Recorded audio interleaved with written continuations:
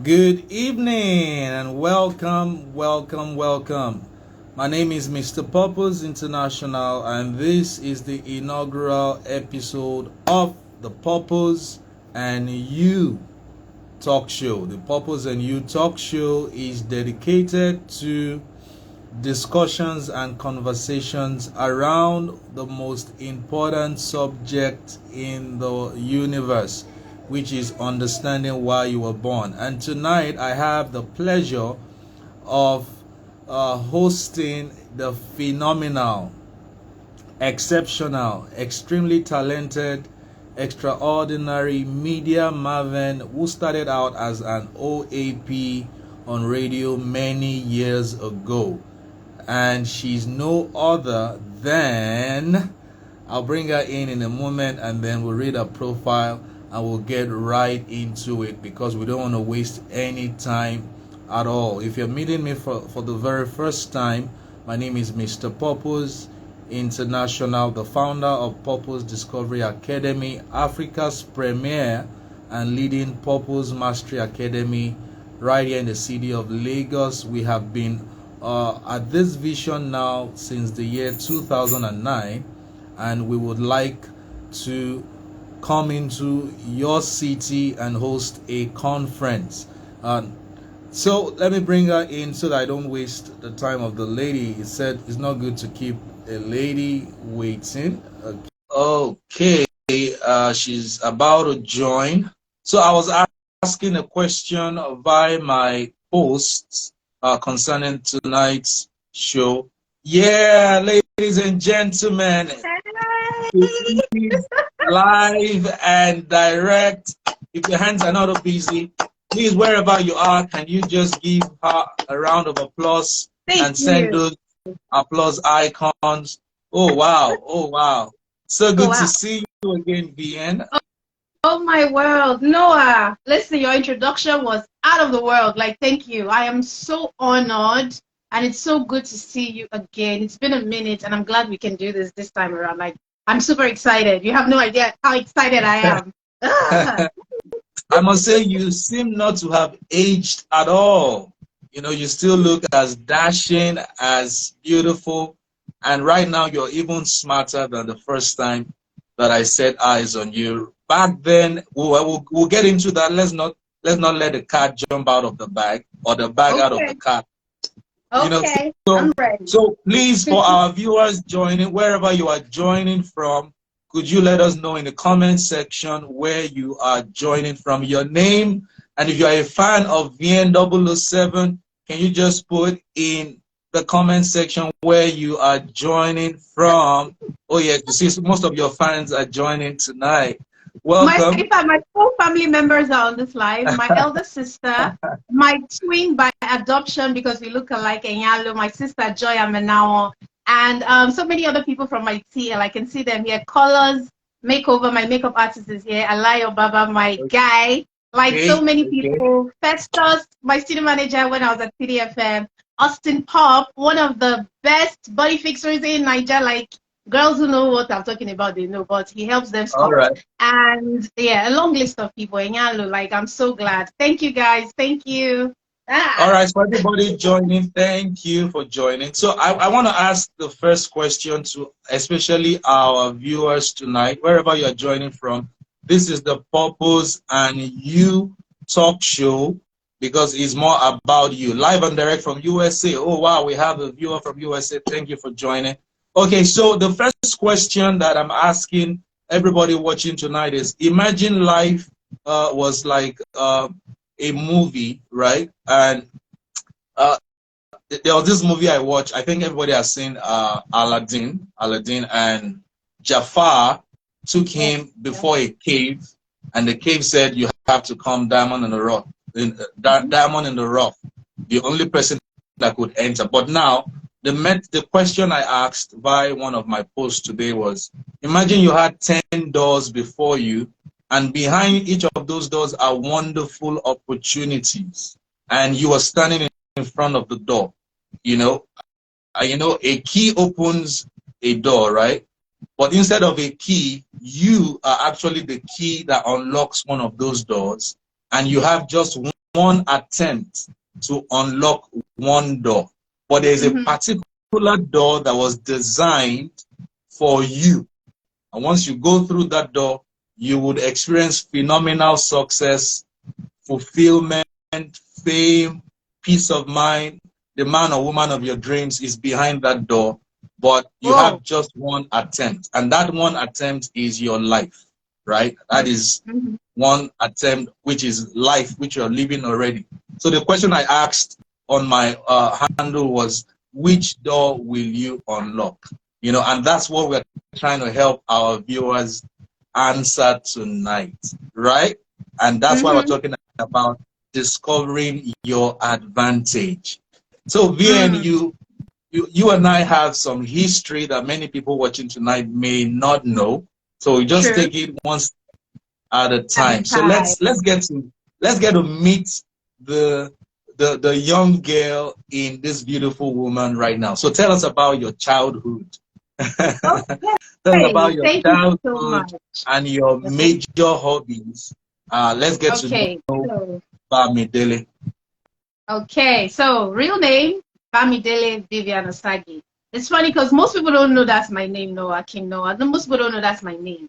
So they all call me Vien, but Vien is just a name that I kind of like grew up with. Eventually, at some point in my life, but I was born Bamidele Vien007. So my childhood was very, very fun.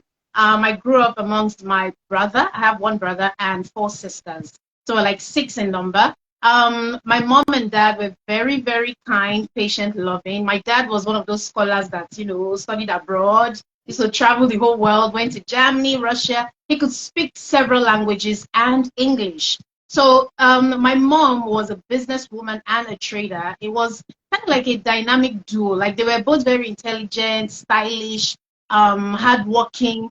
So seeing them growing up, I kind of like just kind of, you know, felt like this is the way life should be.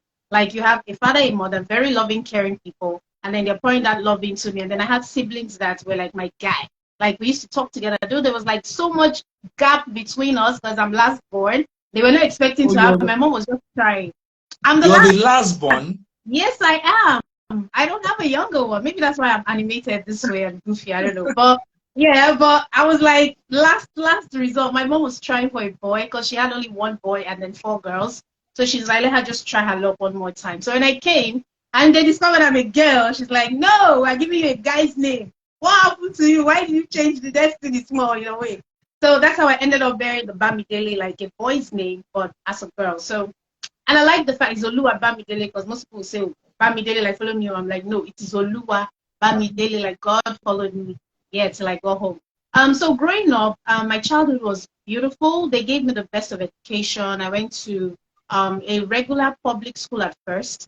Then along the line, I think when public schools kept going on strike, all the days public schools were good. Like it was okay. Not like, I don't know what it is now like, but then it was good. Yeah, but they always go on strike. So I think when I was in primary 4, my parents were like, okay, you know what, your last born, let's just spoil you complete. Let's make you a baby girl. So this is my baby girl journey. Started from when I was younger. So they, they sent me to a private school, early life, nursery, and primary and secondary school at the time. Then when I finished, I moved. Yes, in Festac Town. I grew up in Festac. Festac people, if you're from Festac and you're watching this, please, can you rep your town in the comment section? They are not here. Festac people right now, they are not here. They are not here. They are not here. They are looking for friends. So that the whole world knows that greatness comes out of Festac too, you know? Oh my God, it's okay. Okay, one person just sent us rose emoji. Okay, one person is here. That's okay, good. Thank you. Yeah, Festac people always represent. We did try. We know they carry last. We did try. So yeah. Then for secondary school, I went to Federal Government College, Ijaniki, Lagos. A lot of people always be like, Vien, how come you know so many superstars, Don Jazzy, this and that? I always tell them Don Jazzy was my school father in secondary school. So just, are you serious? They'll be like, oh, that's how you know Don Jazzy. Don Jazzy was like everybody's school father. He was someone who was very popular. For real? Yes. And for real. And his younger sister was my classmate, Joy. So it's kind of like we finished, everybody went their separate ways. Then in future, I now saw Don when I went for one of the reality TV shows. And I met him there and I'm like, you were my school father, but you did not know. And he's like, from now on, you're my school daughter. And that's how the story came about. Yes, see, favor etiquette diva says Wahoo. Yes, that's how it happened. But in secondary school, interestingly, when we were having our valedictory service, we all made this cute video. You know how they used to record videos then in cassettes, tapes. And it's funny because when I played it back a few years later, in the video, I was always telling myself, I want to be an entertainer. They were asking everybody, what would you when you grow up? People were saying engineer, doctor. But you go to my turn and I said, I want to be an entertainer. So I kind of like didn't know I was going to eventually be in this, line, but I just said a word into the atmosphere, and that's how the first door kind of like opened from then. Okay. Then what happened? So after secondary school, I lost my dad. So I knew there was no way I was just going to sit down and fold my arms. My sisters used to tease me. They're like, you're the only last born we've seen that when you finish secondary school, you don't know your plan if you're going to university or not. But I started working. Like, I didn't even finish. Like, I ended SS3, finished the exams, came home from boarding school at the time. And the first thing that came to my mind was, okay, even if I don't have a father, I see how hard my mom was, working there and raising 6 kids. I'm not going to carry last. I'm going to go get a job. And so I started my journey. I went to, up NEPA, yay. Oh, this is awkward. Okay. They brought light, so I look brighter than normal. Oh my God, this is so embarrassing. But it's fine. Actually, it's fine. You were good. You were good all the while. But let's backtrack a little. While in secondary school, for those who are watching from other parts of the world, Nigerian educational system runs a 6-3-3 system. That's 6 years in primary school, 3 years in junior secondary school, then 3 years in the senior secondary school. So now, when you were crossing from junior secondary into senior secondary school, what influenced your decision to go into science class? Because I knew you studied science initially, and here you are being a media man, exceptionally gifted as an entertainer. So what happened back then that made you cross into the sciences? Let me tell you in a nutshell. Okay, let me backtrack a bit. So I lost my dad when I was in JS3, actually. Like, I was about to get into JS3, and I lost my dad. But before my dad passed, we had always talked about, like, oh, you're going to be a science student, because my immediate elder sister was somewhat commercial.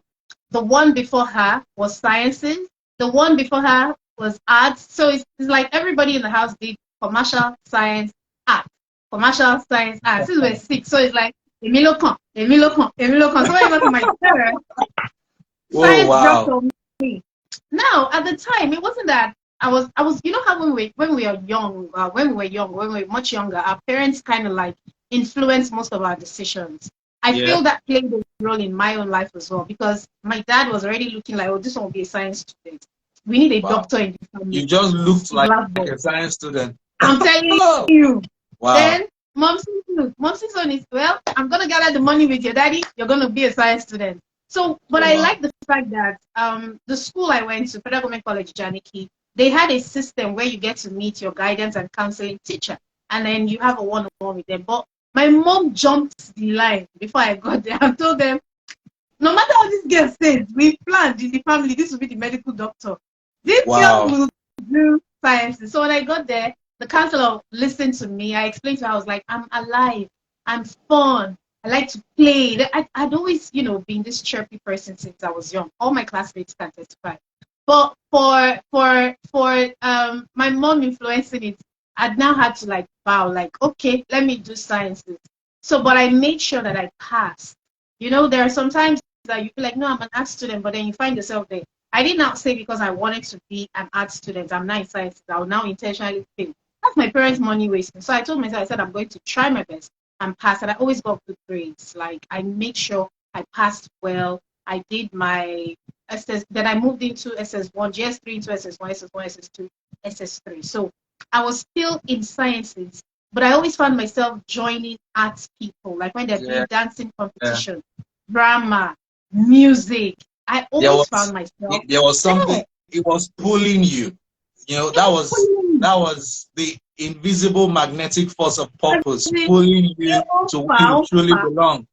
Exactly. So I feel like at that point, in SS3, when we're having the valedictory service, I already kind of like just said, I want to entertain people because it was fun for me to do drama in school, act. Though I was science inclined, but it was fun for me to have that other life. So I just said it to the universe. It was on tape. My elder sister, Joy Amina Sarah, in the live here, she came to school that period, like with the family, everybody, you know, they were trying to like get clips and also I'm happy that they kind of like saw it. They knew this is what this girl wanted to do, but I was in science. So they were like, okay, let's just be looking. Now they look with a look, but I don't really share like this. You understand? So yeah. So that's the part I missed out in the telling of the yeah. story. So university education, what did you how did you write jam? Did you because the reason I'm asking this question is not because I don't know the answer. I want people watching this. I want people watching this to, especially parents or younger people, understand your journey and also take lessons from it. I want to plead with every parent watching this. If your child is still a teenager and has not written JAM or WAEC, then you don't have to use the same old templates to make decisions for their future. There's a template that we have at the Purpose Discovery Academy that was given to us by God. It's scientifically backed, scripturally backed, and statistically backed.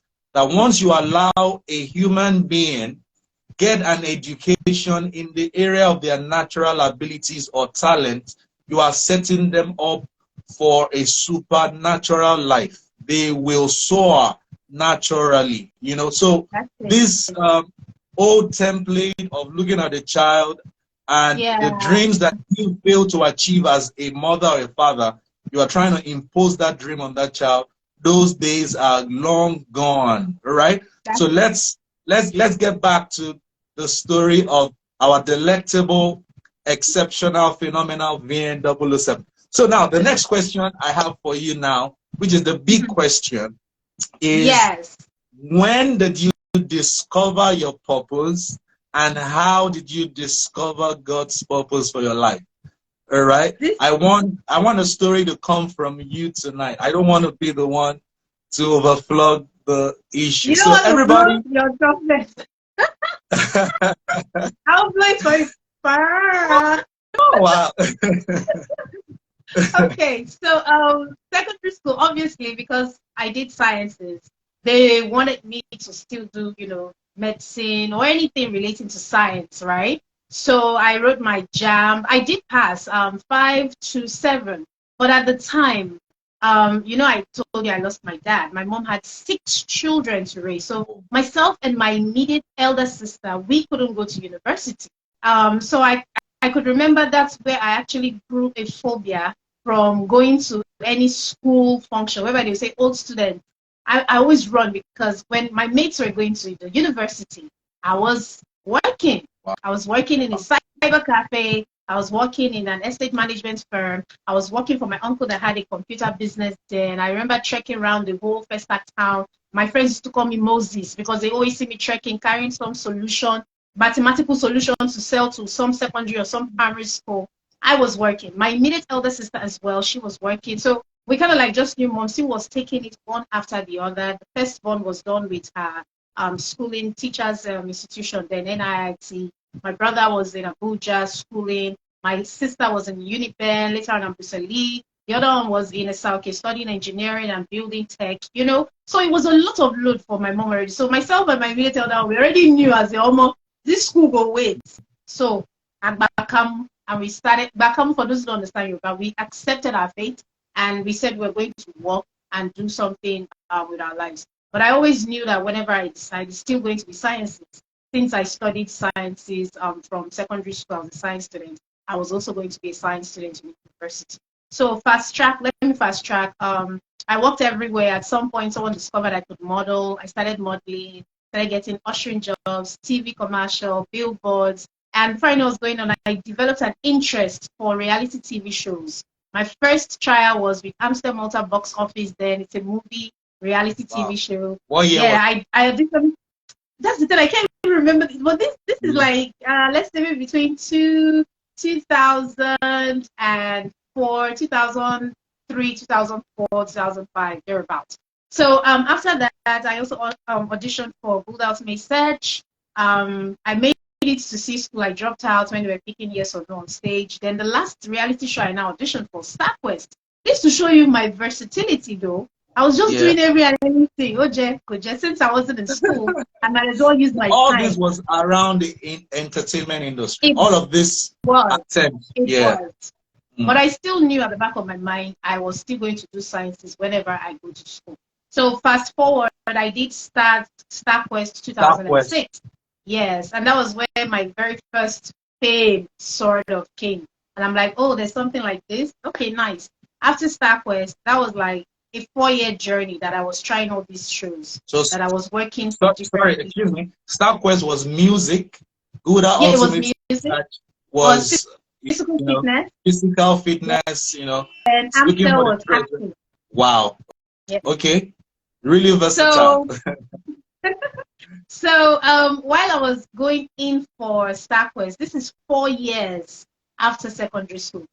So put it together, my classmates had done 4 years. They were graduating, and I was entering 100 level. So you can see we're not even mates again in per se, but like that. So So praise be to God, I eventually got into Lagos State University. Immediately I came out of StarQuest, my admission was waiting for me. You see the way God works. And so my school journey started. Please don't laugh at me. I still went to apply for computer science. Even though I was doing arts all the way, I still applied for computer science. Oh, shout out, my sister is here, Mercy.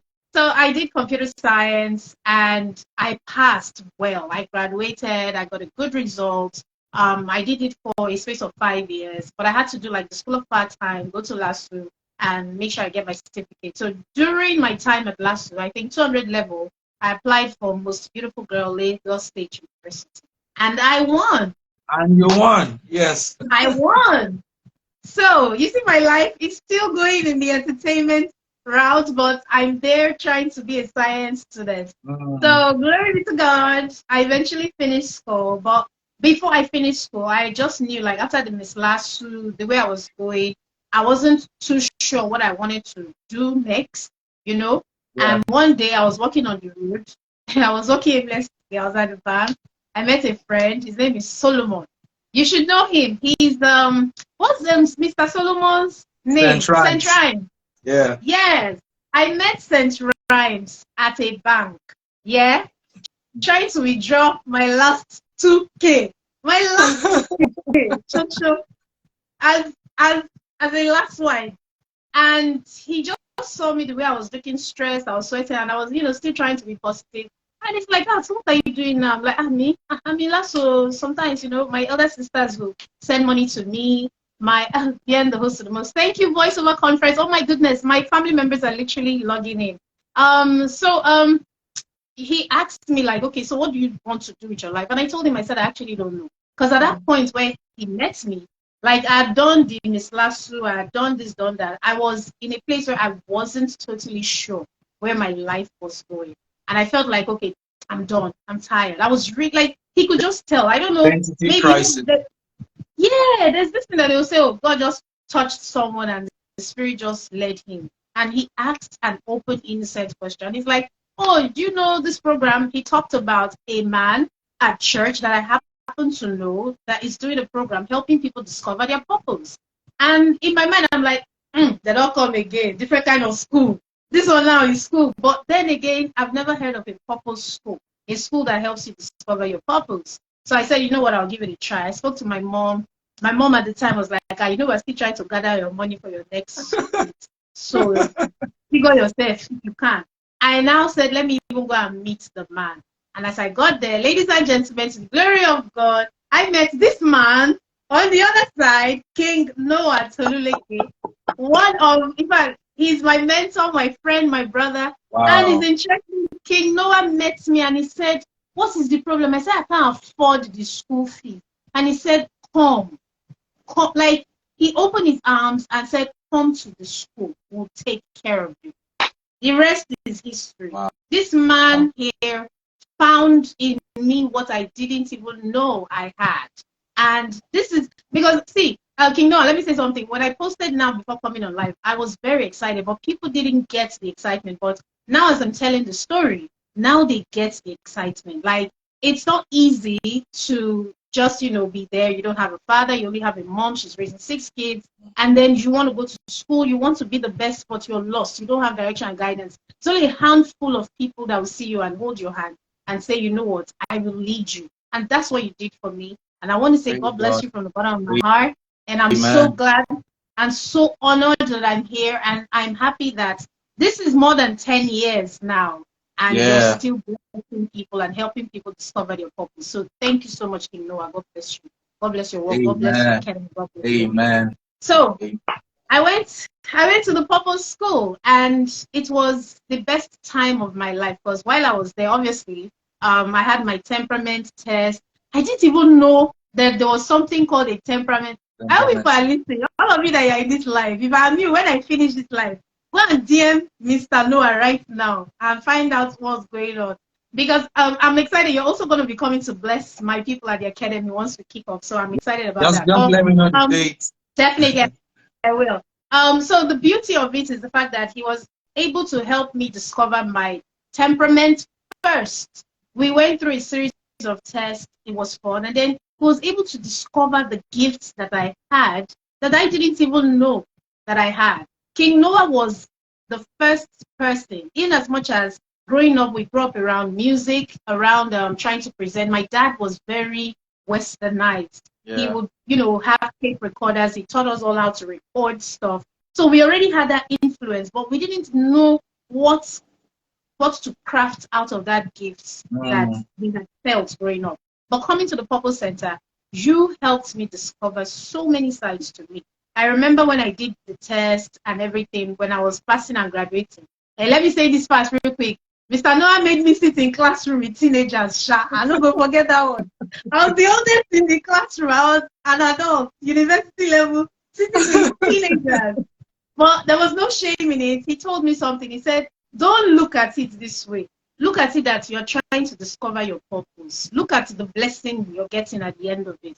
And I kind of like just zeroed my mind and just, went to the program. And I'm glad that I did. So you also helped me discover that I could act, I could sing, I could teach. That's where my teaching part, I woke it up. Because as you saw it, you discovered it, I just said, okay, that means I have this gift. And also that you could MC events. I remember. Yes. I remember there was one event I was MCing, and I told you you're going to co-MC with me, and you wanted to pass out. You said, "Can't do it." I said, "No." No. I said, "You can." Because the first day we met, I remember I asked you just one question, and boom, it was as if a tap was opened. You just began to talk, and I dropped. I was working in the office on our curriculum. I was actually working on the curriculum. Initially, you were waiting for Solomon, and then for those who are watching this, the Holy Spirit is a real person, and I'm a Christian without apologies. So that day, he told me, "Stop the work you're doing. Your work is in front of you." And I was like, "No, I'm working on the computer. This is the work I was doing. This lady is here to see Solomon." And he said, "No, engage. That's your work." It was like, that's your work. I said, "That's me." "Oh, I get it." So I closed my laptop, invited you to my desk, and the first 2 hours of talking with you, I was just seeing a bundle of entertainment talent, entertainer genius. So, but when I now asked you, I was shocked when you said you don't know what you want to do with your life. And I was like, oh my God. So it was an opportunity to test the vision God had given me and the curriculum that, he taught me to teach to people. Because I was wondering at that time, is anybody confused? Are there people who are confused about their purpose? And God told me, oh yes, big capital letter, yes. And this is going to be, the major value we'll bring to the educational sector. And you've been such a huge success story. that every time I look at you, I just say, wow, the bundle of possibilities that could come out from one conversation. You know, it started Yes. from the conversation you had with Solomon, God bless him, and also because I yielded that day to say, okay, let me even get to know why this young lady is here this hot sunny afternoon. Who did Solomon bring up?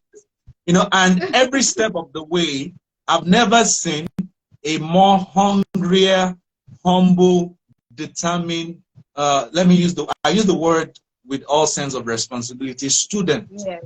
Though you were not a teenager at that time, but you were very open to what we had to teach, what we had to share, and you were, you know, quick to act on everything that we were sharing. So I want to give God the glory, but also give you kudos that it was not just because I was teaching something powerful. It was because you were very hungry and willing to learn. Because no matter what you teach someone, if they are not willing, if they are not open in their heart, everything you are saying to them is not going to change their lives. So kudos to you. Kudos to you for plunging into the ocean of possibilities and swimming your way upstream. So I want to ask you another beautiful question that so let's take it a notch higher. So after the purpose, okay, well, it wasn't really after. So when you began to see yourself in the light of who you truly are meant to be, you know, understanding your identity, can you tell the viewers the next practical steps you took to now develop your talent in the area of your discovery? Yes. So I can remember vividly in the classroom, you said something. You said, Bien, you have so many talents, but one talent stands out that would bring all the other talents out. That was what you said. And when I asked, I said, so which is it? You said, you are a walking human radio. Those were your words. You know, they always say, what you tell a child when the child is young, the child will never forget when the child grows. So you might have forgotten, but I was the child in the classroom, so I can't forget those words. You always told me, you said, you're a walking human radio. You told me, you said, who do you see yourself? I said, in the industry, there's this man, Dan Foster. Dan Foster, you said, yeah. Yes, and you told me, you said, send him a message now on Facebook. And I did. And funnily, Dan that doesn't ever reply people, replied. And that's how the journey started. And then you were like, oh, you're going to audition with Dan Foster. I say, yes, the late great Dan Foster was also my mentor. You led me straight into his arms because you told me there and then, move with the action. And I took those words. And Dan invited me for the interview. And I remember the day I was going, even, ladies and gentlemen, even to the demo tape, Mr. Noah made 2 copies. I was going to take one. He said, take a backup, just in case one does not work. Not like it will not work. But that is the proactiveness in my mentor here. He said, take a second one. And I took the second demo. Fortunately, when I got to Inspiration FM at the time, Dan was working at Inspiration FM. The first demo I gave them didn't play. I now said, oh, there's another one. And I gave them the second one. It was the second one that now Dan now asked them to bring me to the office here. Then he said, okay, we're done with the interview. Thanks for coming. And I'm like, okay. And I was going, and Dan said, would you take a picture with me? Because people always take pictures with him. He's a celebrity. And I boldly, with the confidence in me that my teacher had instilled in me, I said, no. He said, why? I said, because I'll walk with you. And he looked at me and he looked. And as I was going, the receptionist chased me and said, Dan said you should come and resume work. And that's how I started. As an interning directly under the late great Dan. The late great Dan Foster, the big dog. God bless his soul, the big dog. God bless his soul. God bless his soul. God bless. Amen. And that's it. God bless his soul. That's it. That's how the journey started. That right there is the Bible coming to flesh, becoming flesh. Proverbs 18 verse 16 said, the gift of a man or a woman will open great doors for him or her, bring you before great men. You know, God, let me say this to everybody watching this. God wants you to succeed, not just for you, but for him. Because your success will bring him great glory. And That's the it. principles that I don't want to start teaching tonight, but you see, your Pastor, story, your story always makes my hair strand stand, because you were also walking by faith there. You know, one of the yes. things about finding your purpose is all the spiritual gifts you also have that you did not know you had will also come alive. That was the gift of faith. Sure. That was the word of knowledge. You know, that was the word of wisdom. The know-how. Nobody teaches a bird how to fly. When a bird is born, the innate ability in the bird is to fly. So if you want to do, in quote, like Nigerians would say, you want to wicked the bird. You know, say, I want to wicked this bird. You know, I want to punish this bird. I will throw this bird up now. I'll throw this bird up, and I'm sure it's going to land. The bird is going to actually take off in the air and never come back. If you say, if you take a fish and you say, this fish now, I'm going to wicked this fish. I'm going to drown this fish. This fish has been on land all the while. Let me just wicked it and drown it. Once you put the fish in water, the fish need not go to school to learn how to swim. It's going to take off. I know, interesting thing, when you see a team of fish swimming, they say it's a school of fish, but they never went to school. They never went to school to learn how to swim, but you call them a school of fish because their advantage is in them. You know, so what happened next after you started working with Dan Foster? I'm trying to bring out a principle here for people to learn from. You had graduated with certificate from school as a computer science student. Yeah. I was working. Okay, so I was about graduating. Like I had 2 more years or a year and a half, and then I joined the Purple School, and then I was doing LASU and also going to Inspiration FM at the time. Okay. Then the Purple Center was something that, you know, you came along, and then LASU was going on, Purple Center was going on, then the Dan Foster, the internship job with Dan Foster. So I was juggling everything together, but there was something you taught me at the Purple School, time management. So that also played a huge role, because I didn't even know radio at the time is based on the time, even till date. That's why they clock in, they say it's 1 p.m., it's 12 noon, it's 4 p.m., it's 6 p.m. So they work with time. As a presenter, eventually I learned that even while I was attending the Purple School, that you were teaching me about time management and always making sure I'm on time. I remember then, like, I would run with everything. There was a way you would teach me, like, if you told me never to even be a minute late. And it's funny because those attributes grew up. Like, I still have it still. Now, even if I have an MCing event, have anything, I'd rather be there earlier than I get to a place. I saw a video you posted last week of an event you had to host, and you were there like an hour earlier or 30 minutes earlier, and you said these exact words. You said these exact words, that it's better to be earlier than, you know. So you are a mobile success story, Vien, and I believe that God has not even started with you yet, because you remain humble, you remain accessible. So we would keep praying that God will bring you to greater global stages where you would see events like the Oscar. You will be sent for. You will be sent for by AMCVA. All those big platforms are coming for you. You know, so it's good to highlight something.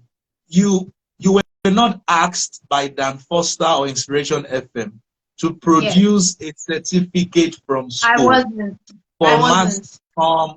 The basis of the interaction was purely what?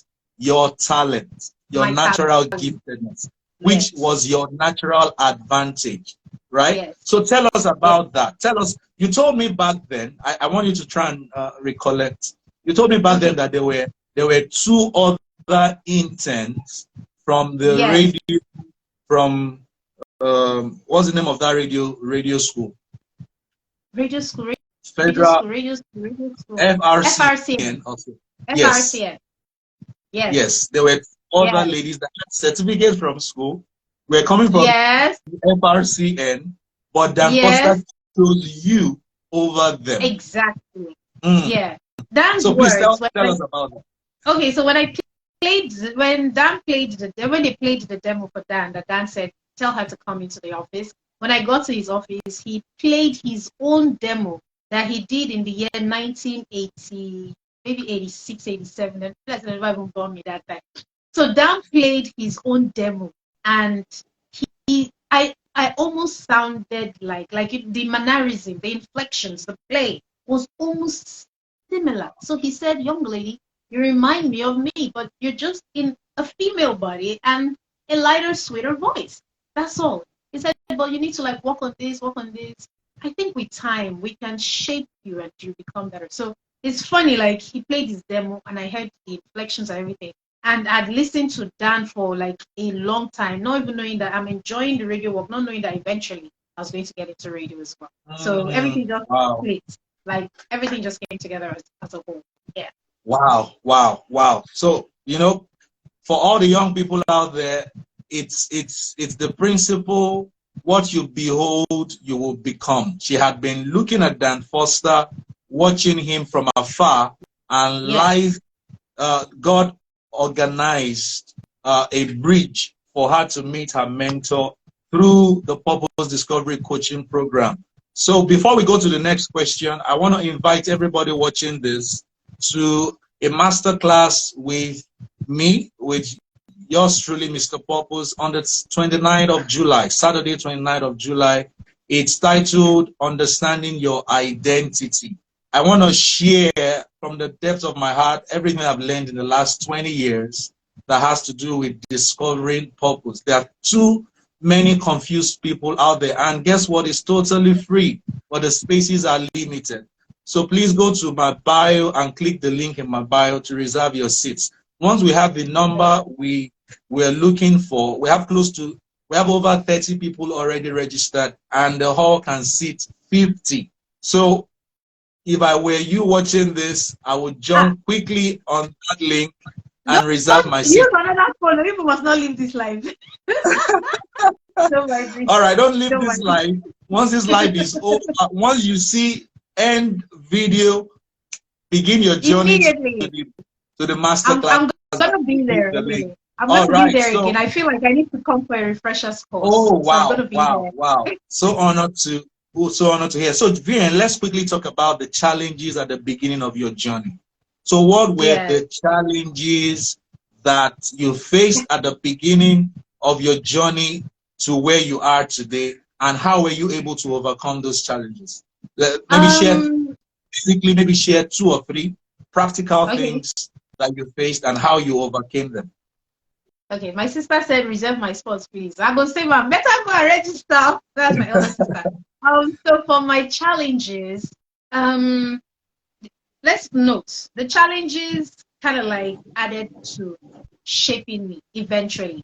So I'm just going to name a few. First of all, I mean, money was very hard to come by. People always look at me now and they're like, yeah, you're a baby girl, this and that. Oh, but that time you had. I just said it. I was down to my last 2K when I discovered the Purpose School. So money was something that a lot of people will say, oh, because you don't have a father, you can do anyhow. No, my mom made us all grounded, made us know our value, made us know how to be as women in society. So we didn't think that there's another way other than working and earning an honest living and money. So the challenge I had, yes, financially it was a bit tight, but my mom always made provision for me to go to work.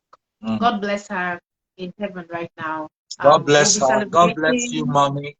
God bless you, mommy. We'll be celebrating 2 years that we've lost her in August 5th. So yeah. So my mom always kept money for us, right? Like for me, like if any of my siblings had something to do, she would try her best. So I remember then going to Inspiration FM was very hard because you're living in Festac Town. Inspiration FM is all legally and you're in a VI. So it's like 2 ends of the world. So there's no way you plan for that and have the money. And at the time I was please mention that you were not being paid by Inspiration FM. People need to know that you were not being paid at that time. Yes, I wasn't being paid. It's not a paid internship. This is the thing I always tell people. So I want to be an intern. I tell them, all the years I did internship in several media spaces, they didn't pay me shin shin. My saving grace was that if I do a jingle with Dan, when they pay Dan, Dan will now take a chunk out of that jingle and they now say, oh, Bamidele, hold on to this. Yes. So, but getting direct salary from Inspiration FM, good job. Because let me put it out there before you now say they were giving me more salary than they not give me.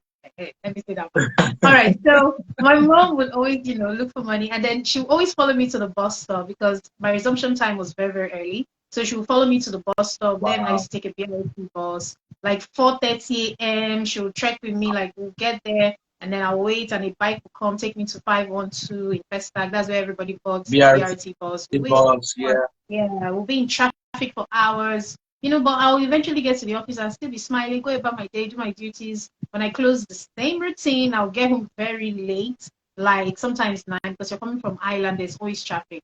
That was the only thing stressing me at the time. If it came to like the job being hard, no, the job was actually fun. I loved doing what I was doing. I loved doing the jingles. I loved co-creating on the Samsung radio show with Dan. I loved being on the breakfast with him. I loved doing the Next Radio Superstar Talent Hunt show where we discovered, a few people. So those were the fun parts. But the only hard part I feel was just that, okay, there's no money, there's no stipend, no salary coming from this place. But I was just getting small money from my mom, and then a little bit of money from Dan Custom. So yeah, that's it. I think maybe somebody wants So hold on a bit. Yeah. I want my PA to type this. I want her to type this in the comment section. From what you just said now, it just reminded me of one of my quotes, which is, big things happen when we take little steps daily towards our big dreams. So Toby, please type it in the comment section. Big things happen. You take little steps daily towards your big dreams. So the big superstar Vien that you see today took little steps daily over 10 years ago in the dark. She would wake up 4:30 a.m., run to the BRT bus station to Inspiration FM, where she was not being promised a dime. But she knew that this was where her life's advantage, she had discovered her major advantage in life, which was her gift, her talent, her passion for entertainment. She still talks like the same Vien I met back then, but just now is that when she talks, our bank is alarmed. My bank gets a bubble. It's beautiful. It's beautiful when you find your purpose and you're able to refine your talent into skill that people can pay you for. People actually pay you to be you. They pay you to remain you at an enhanced system. So I don't know what you're waiting for. Okay, I know what you're waiting for. You're waiting for this life to be over so that you can click the link in the bio and reserve your seat for understanding your identity. So let's go into your first contractual agreement with any radio station. How did that happen? Was it Inspiration FM or was it another radio house? So from Inspiration FM, I also did freelance at the very first online radio station in Nigeria. It was called Real Radio Online, Real Radio. I hosted a show, the DJ Hour, myself and I've forgotten my DJ's name. Anyways, there was a DJ Hour where I was like doing my thing, and I'll be like, yo, it's 4 p.m. Welcome to the DJ Hour. Myself and this DJ Skills are the ones that do. So it was like a non-paid job as well. They did it as, if you bring a job, then you get paid. Like if I bring a brand, to do adverts on the internet radio. It's an internet radio station, so obviously they were not really making so much. So I worked there for a couple, and I remember when I was at Inspiration FM, Oscar, when you saw Big Homie Oscar and Titi, his wife, they were both people that I served under as well while working for Dan, because it's a big place. But once you're an intern, you work for everybody. Like, everybody will use you. Everybody will send you to buy yam, boilie, food, fries, dodo. Especially, don't mind me. But I knew what I was trying to get at the end of the day. So those things didn't even matter to me. I'm like, yo, I'm here to serve as long as I grow as well. So so they kind of like knew me. Then Oscar kind of like started listening to the online radio station I was on. Then I remember on BBM, I always post the link.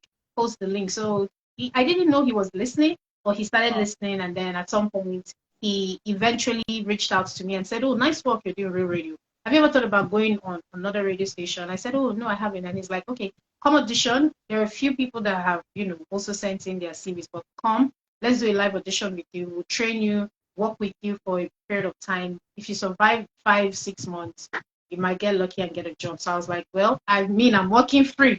I might as well do another extra free, and then you never know what will come out of it.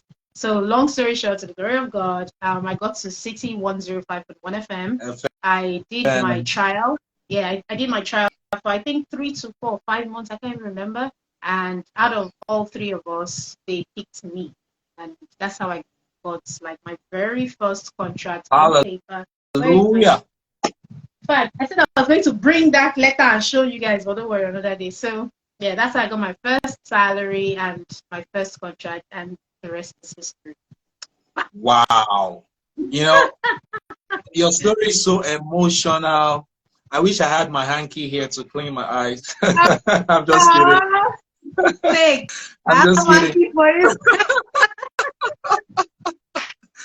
Oh man, you never see me. Now you see the principles of greatness are the same all over the world. I don't know if you have the story of Les Brown. Les Brown is one of my mentors. He's one of my mentors as well. Where he also had a desire and a dream to be a disc jockey. He didn't have an academic qualification. He was born in an abandoned building. He was labeled educable, mentally retarded.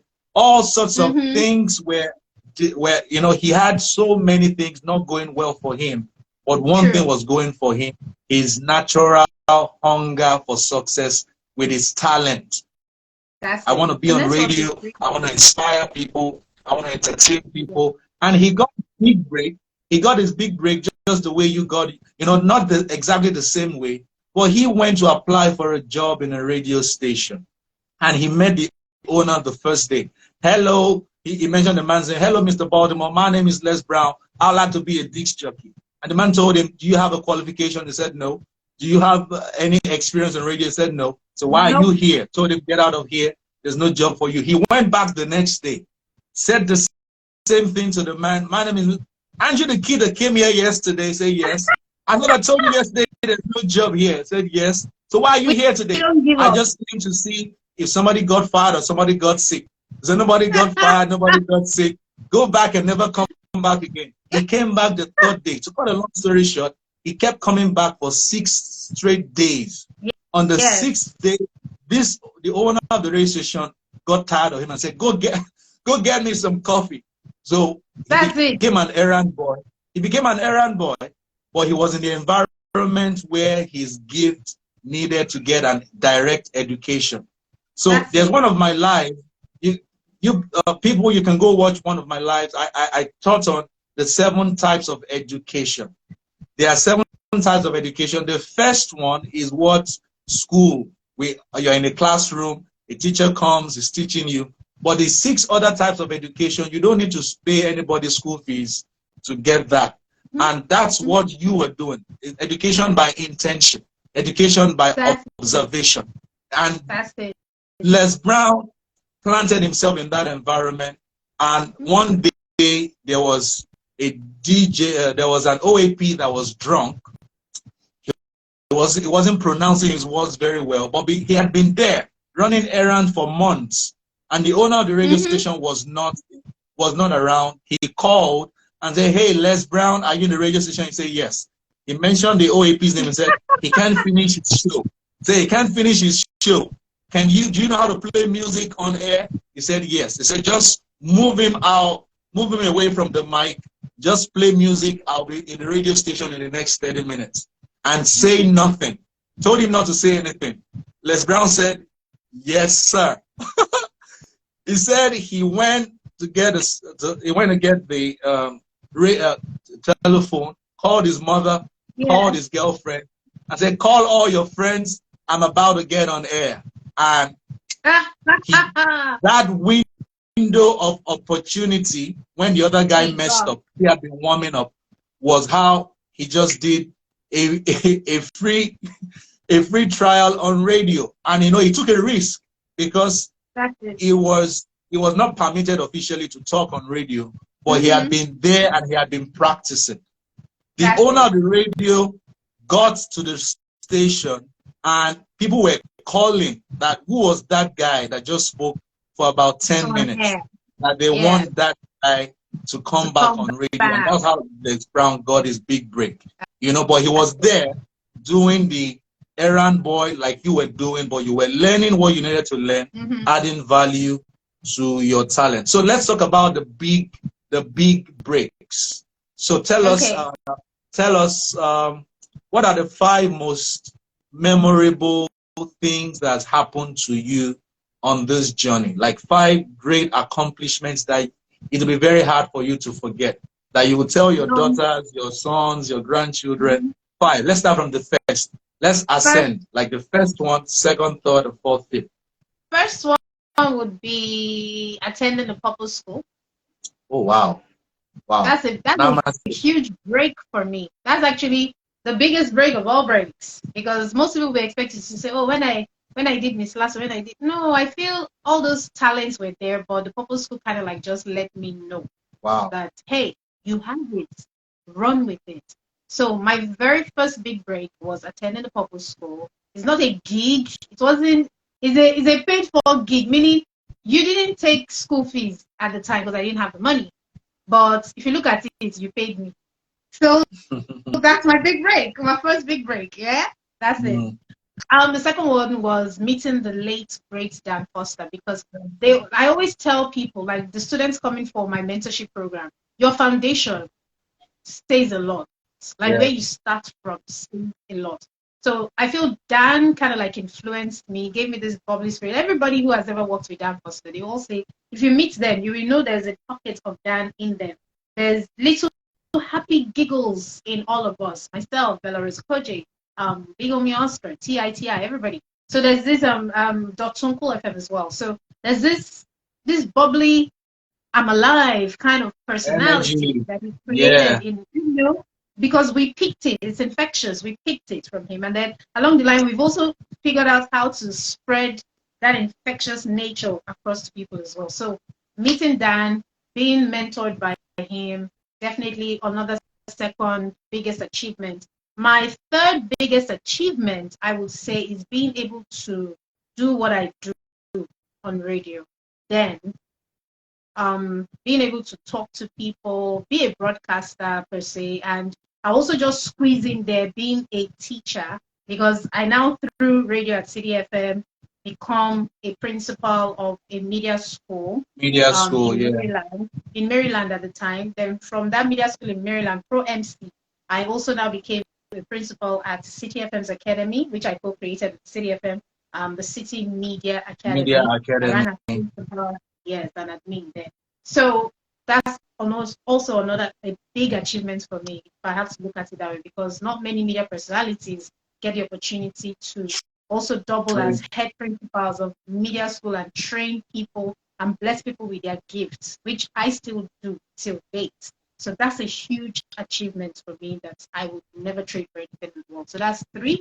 The 4th achievement for me is being able to show my other side of my talent. That's when I crossed into TV as well, because now, aside being a presenter on 2 major reality TV shows, one has aired, that's the Next Titan Nigeria. Being on another one is a beauty pageant that hasn't aired yet, and looking forward to getting more TV gigs. It's huge for me, because most people, when you leave radio, it kind of like you just okay, it's over, and you move. Yeah. But I involved with the radio. I found other sides to me, and God bless the likes of Mr. Mide, because they kind of like took a chance on me, and they saw so many sides to me. Being on a reality TV show where I could be the voiceover artist for 10 good weeks, that's 10 episodes, and where I was also their auditions host for the season. I was also their MC for the season. That's a huge achievement. That's 3 in 1. To be honest, I just was meant to be, let me just do red carpet and go. But the organizers, the executive producer of the show, the camera crew, their brands that sponsored it, everybody just fell in love. Like, we love this burst of energy. We need this energy of this franchise for this season. And they called it the game changer. For me, I always tease the executive producer. I say, Mr. Mide, I am the game changer on this your show this season. Forget all this your talents. You know, you're looking and packing around.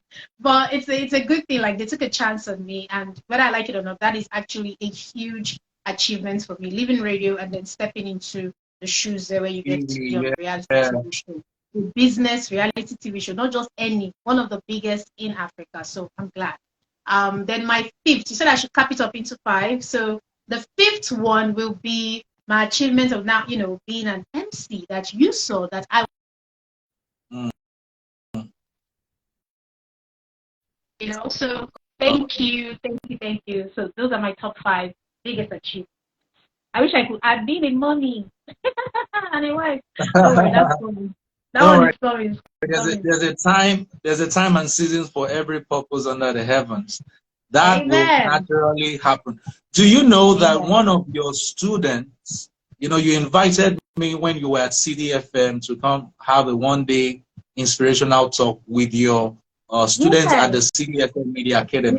One of them, she stuck to me.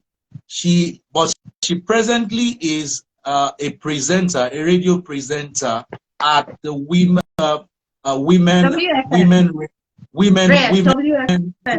yes, WFM. Yes. And I was so dazed that you know, she just called me out of the blues some weeks ago, or rather, somebody called me out of the blue some weeks ago and said, "Can I feature on their program something about talking about children and all of that?" And I said, "Okay, how did you get my number? I will give you my contact." And they mentioned one of your students' names, Madam Chinyere. You know, and I was like, wow. You know, so the ripple effect of each one of us finding our G spot, our grace spot, our purple spot, and shining our light for others to see, we can never really imagine how far our impact on other people will go. Shining our light. There's this poem that I really love. I don't remember it word for word now, but one of the lines say that when you shine, you give me permission to also shine the light in me. So that you were not created to live small. You were not created to be hidden. So why are you trying to hide the light that you came into this world with? And that is why I am still doing what I'm doing. I want to get all the dollars. I want to get all of that. Yes. But you see, the greatest fulfillment, the greatest fulfillment is when I see lives transformed. You know, so the reason why we are still preaching purpose discovery, talent management, converting your discovery to skill, adding values to people from the point of uniqueness you have, is one of the things I believe will transform Nigeria from how it is currently, where people just walk without their heart. You know, they are disconnected. They are just waiting for the paycheck on the last day of the month. Because, you know, because of everything you carry, Vien, while at City FM, you were thinking of how to add value to them. You know, that's what led you to create the City Media Academy and everything you were doing. But all of that, you were also developing yourself to become the phenomenal brand that, you know, the Titans could, you know, take a chance on. So we celebrate you. You remain in the Hall of Fame at the Purpose Discovery Academy. You know, we've rebranded into we've rebranded from Purpose School to Purpose Discovery Academy, PDA, deliberately. So we have two more questions before we allow you go back to. Oh, thank you. Two more questions before you allow you go. I know you like to cook spaghetti stir fry. How did you see? That's on my timetable tomorrow. I'm actually, let me check it from here, if I can see. I'm actually making my stir fry tomorrow. That's what I have. All right. And I'm also making beef kebab, and I'm going to do watermelon juice and very healthy salad. Please just make sure after this live you DM me your address. My wifey and I were gonna drive straight down without the kids. Without the Don't kids. No stress. disturb. No, the children must catch you, but we bring it to the house instead. You cannot eat alone. Without the kids, we'll send them to the grandmas, to their grandmas. Like, we're going to meet Vien007, celebrity extraordinary. So, Yes, two more questions before you go. What would you say is your major advantage? What stands Vien out? What is that one thing that sets you apart from every OAP you have encountered, every media maven, anybody in the entertainment space? What is your unique advantage? First of all, I want to say big ups and shout out to all the females that are in the media space. It's not easy. Oh, yes. It's not. Trust me. There are so many things that happens that we just, brush our shoulders and be like, it's fine, don't touch me. We move.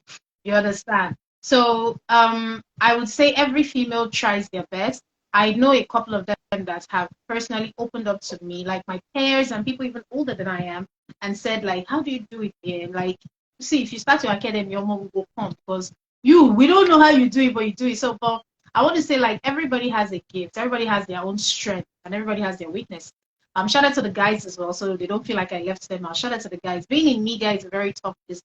Being in show business is a very tough business. Being in the entertainment space is a very tough business. There's a lot of temptation and there's a lot of distraction. There's a lot of mental health challenges and what have you that a lot of people have not addressed, but hopefully with time, my academy is going to graduate into a wellness center and be able to address more than just teaching people how to be broadcasters, because there's a lot to be done there in that field, and I'm begging God to give me the muscle to carry the weight. So for me, the advantage, I wouldn't even say I really have an advantage. I'll just say it's the grace of God. First of all, I'll start with call it cliche or not. I mean, many people, like I said, joined this broadcast industry hoping to be like the it girl. Still, maybe they're like 60 years old and they pack shop, but they've fallen along the way. Yeah, many people have tried it and they are no longer there. But for me, I feel the advantage that I have is the fact that, first of all, my foundation was solid. I started it right. I had a well-grounded mentor.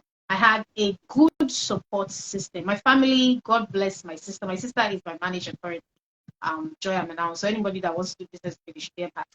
My family supported me. Miriam, Mercy, Sarah, my brother, whether I like it or not, so my brother once in a while will say, I hope you're a good girl. I know where he's coming from because in entertainment, they can scatter your life. So he always say, I hope you're a good girl. I say, yes, now me, I'm a good girl. I'll be like, hey, last boy, don't pass that. It's something I'm being no serious. But anyways, the advantage that I feel I have is the fact that I had love around me. I have people who genuinely just wanted to see me grow. And then I also had people who didn't even want me to grow, but they didn't know it's a help. Yes, sometimes I think that they would say that sometimes you need haters, or sometimes if nobody talks about you, you're nobody.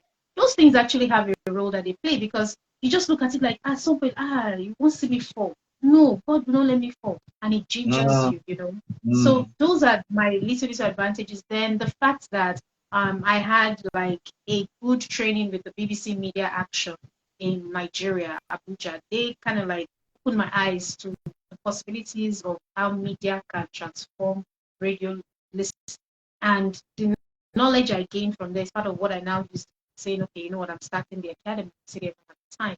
So these are little advantages I would say that I had, because yes, I had a talent, I had a skill, I had a gift, I knew how to communicate effectively with my listeners, but not saying these other people don't have it, they have it, but at least at some point I was able to go on some program that, CDFM kind of like slid my name in for, God bless them.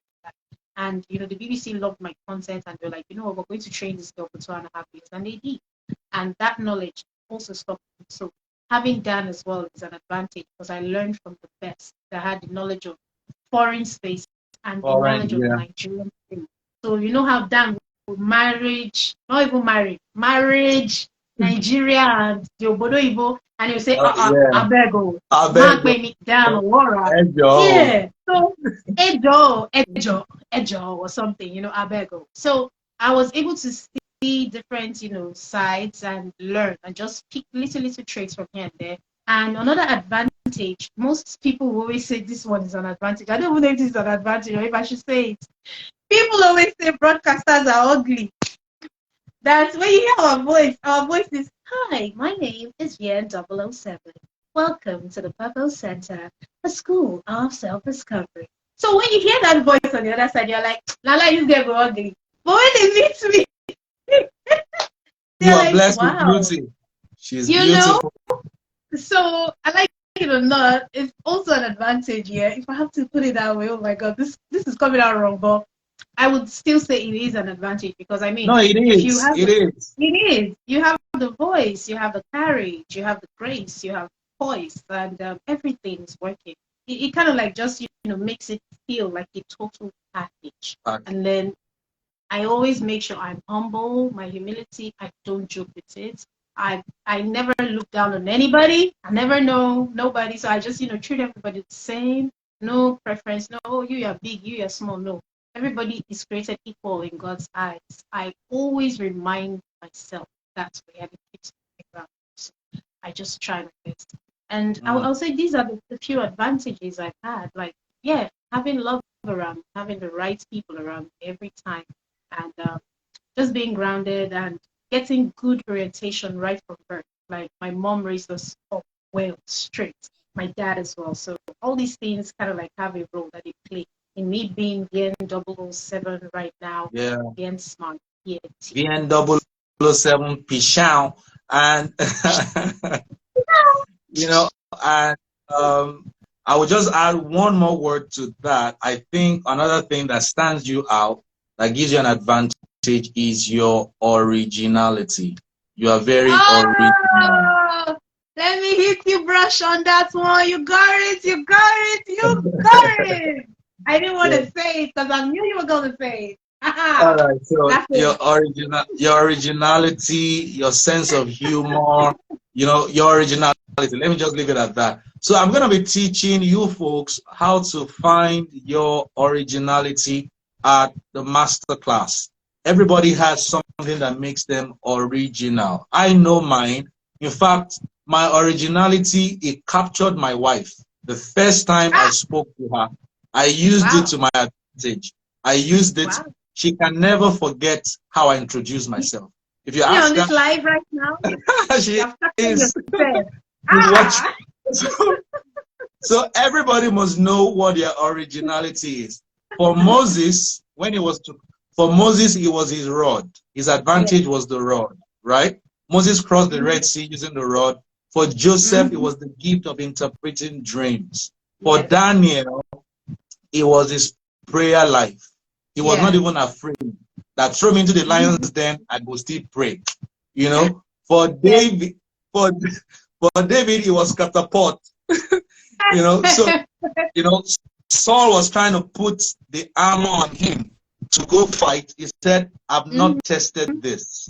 No, I'm not going to be original using this.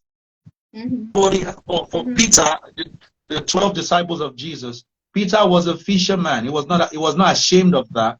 And Jesus even spoke to him in his language. I will make you fishers of men. So God will speak to you and also use you when you are most original, when you are yourself. So people, stop faking it. Stop faking it. Let me say to all the ladies, stop faking it too. The man that does not know you. Why ladies? Excuse me. Relationship advice. Okay, to everybody watching this, male or female, female, if you are a male and you are faking it, you are borrowing a car to go visit a lady you like, you are faking it. If she marries you because you are driving a Lexus, not because you have your leg and us. Let me not go into all of that. But your originality stands you out. So final question to you. If you were going to, if you're going to advise your 16-year-old self, what would you advise your 16-year-old self? I would tell my 16-year-old self, I was going to advise her to trust the process, never give up, don't be afraid. Trust the process, never give up, don't be afraid. Pray. Trust the process. Never give up. Don't be afraid. Pray. Pray. I know why I'm saying it that way. Those were words that surrounded me a lot. Because people always tell me, Bien, you have this never die or die hard spirit. Like, you don't give up, you just keep going. I would say never be afraid, because there were times where in my journey, fear, kept stopping me from running. Fear. So that's why I'm saying I would sneak it in there and tell that child, that 16-year-old girl, that, you're doing everything right. But don't give up. Never be afraid. Pray. Just keep moving forward. Trust the process. And you know, in the Bible, there are about 365 fear not phrases in the Bible. 365. That's one for each day, because God knows that fear is the enemy of your greatness. You were born to be great, and every time you walk, every time you begin to take steps towards that old serpent always creeps in and drops a what if you fail? What if they don't choose you? What if? So what if you succeed? What if they choose you? What if the idea works? What if your solution is what the world is waiting for? What if you are the next Vien007? And what if? What if? So they you turn the what ifs around. They can be themselves. All right. So we have been thrilled by your story. We have been inspired. I've learned a lot myself. And one of the things that I say to you tonight is, Vien, your best is yet to come. God's best is not in the past. Amen. So everything that you have seen, that you have handled, both platforms, opportunities, payments. I know you earn in seven or eight digits now. All of that. God is going to a little bit more than that, but let's leave it at that. Yeah. All right. God is going to make all of that look small by what is about to start happening in your life again. And the other things that you think, that has like when, before you know it, it's going to happen. And you will be the one saying, oh, I have a life, pushing your twins to one corner. I have a life. I have something to do. It's going to happen, So, Amen. So, thank you. Final words from you to our viewers tonight, especially that young girl that has an uncommon dream, because you stand like a voice of inspiration to young girls today. I saw the video of you at Queen's College when all the girls were around your vehicle. Yes. How did that make you feel? Oh my God. I felt so, it was like some sort of validation. Like when you've been working all your life for years and you get to a place and they recognize you and they are excited to see you and meet you. And they are actually young females, not even your peers, like kids. See, I'm excited. Like I've even gotten an invitation now to another school to Wow. come for their end of year party. Yes, and I'm gonna be there. It's on Sunday or no on I think it's on Saturday. Yeah, I think it's on Saturday or Sunday when I'm going to. But I'm gonna be there. Saturday or Monday. Yeah. So I'm gonna be there. So it was good. It was some sort of validation. It was like a sense of, woo, if I could bless these females, I'm glad. This much people, like, sometimes you work so hard, you're expecting maybe your colleagues or your peers in the industry or people to pat you on the back and say, yeah, you're doing good, but you don't get that validation. But at that point for me, when the QC girls were just going hard, like, they were even calling my real name, Bamdele Vien007. When I asked them in the hall during the MC, and I said, who remembers my name? I just put the mic out and they screamed, Bamdele Vien007. I said, that's the name. Thank you. Thank you. It was good. It was good. So, yeah, that was a good feeling. I would love to go back when they have their 96th birthday, I think, in October. I'm fingers crossed I might go back and host it. So, yeah. All right. So, final words to a Okay. young girl watching tonight. Final words to Dear a young you, girl. young girl. Mm. Okay. Dear you, young girl. You are beautiful. You are phenomenal. You're amazing. You have so much power in you. You have God's grace and God's gift in you. You're created in God's image. Don't let anybody tell you otherwise. God is a creator. You know what that means? You are a creator as well. So please, don't sleep on your gifts. Don't sleep on your talents. Don't sleep on the many sides to you that the world is yet to explore and experience that. Please soar so that I can see you in the future and be proud just the way you're looking at me and you're going, wow, I want to be like the Intl, but I want you to be like you, okay? Fulfill your purpose, your potential, your essence, and why you're here on earth. Find it while you can. Lead a good life. Enjoy a little, but not too much. Sometimes they say, I want to live a little. Just a little, just a little. Okay, just a little. Remember your goal. Remember your why. And remember your where you're going. If you can remember all these words I said right now, fine, baby girl. You will solve it.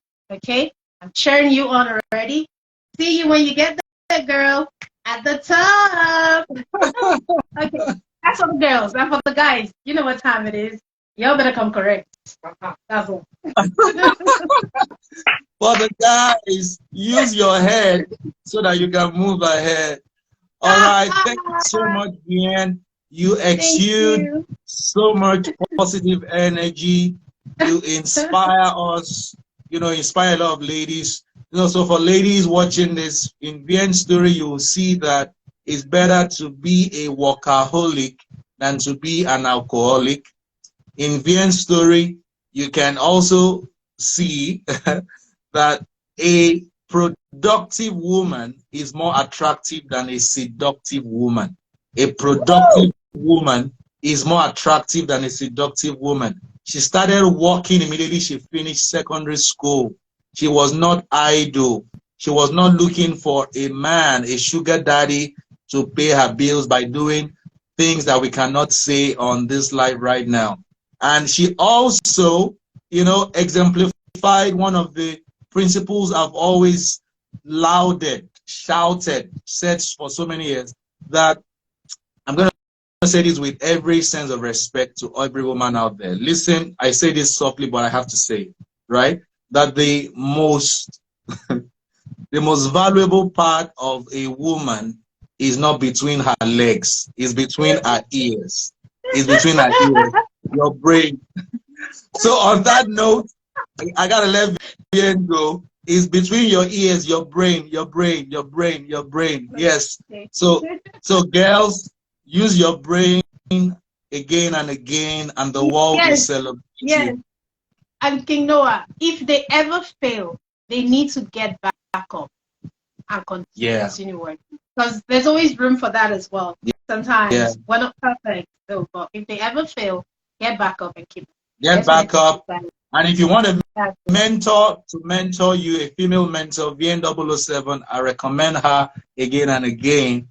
So we gotta go. This is the Purpose and You Talk Show. Tomorrow, next week, Thursday, we'll be back with another phenomenal guest.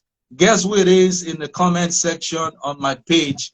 If you guess right, I'll give you a free copy of my ebook, 10 Laws of Self-Discovery. Vien, God bless you. Exceed as you proceed, everybody. And I hope to see you at the masterclass, Understanding Your Identity, Saturday, 29th of July at the PDXI Hub, Ikeja. Register via the link. Vien, thank you. God bless you. Thank you, and thank you everyone that joined from my page and King Noah's page. Thank you all so much. I love you guys. Thank you. Thank you. Thank you. All right. Good night. Good night.